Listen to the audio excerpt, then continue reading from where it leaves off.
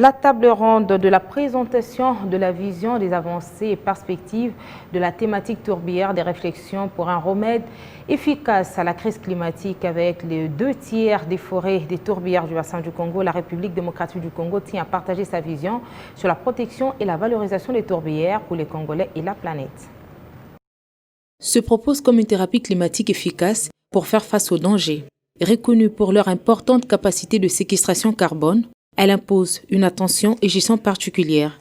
Détenant les 2/3 des forêts des tourbières tropicales de la cuvette centrale du bassin du Congo, sur une étendue d'environ 101 500 km², la République démocratique du Congo se range en ordre utile face à l'urgence climatique. Kinshasa a organisé la table ronde de la présentation de la vision des avancées et perspectives de la thématique tourbière.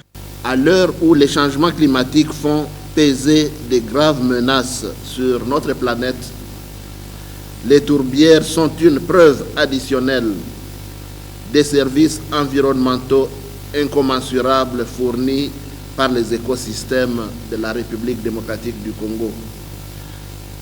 La présente table ronde se veut une opportunité de communiquer sur la vision nationale des tourbières, tout en considérant les avancées ainsi que les perspectives de cette thématique tourbière. Ces assises appuyées par la FAO, le Programme des Nations Unies pour l'environnement et l'Initiative mondiale pour les tourbières permettent aussi d'identifier les défis et opportunités au profit de la CEDEN. Pour la FAO, la gestion durable des tourbières passe par l'identification des défis et des opportunités, la discussion sur l'inclusion des tourbières dans les mécanismes respectifs de politique climatique telles que les contributions déterminées au niveau national. Bien qu'il n'y ait pas encore d'activité de terrain, les discussions se poursuivent sur la promotion des bonnes pratiques, de la cartographie des tourbières et le renforcement des capacités des parties prenantes.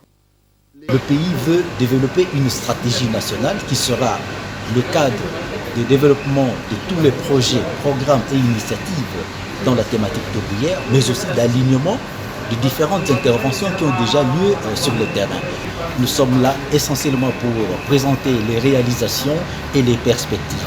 Donc d'autres programmes plus élaborés suivront et qui seront directement axés sur l'élaboration de la stratégie. En 4 ans d'existence, l'Initiative mondiale des tourbières passe de 13 partenariats de membres fondateurs à près de 40 organisations partenaires internationales.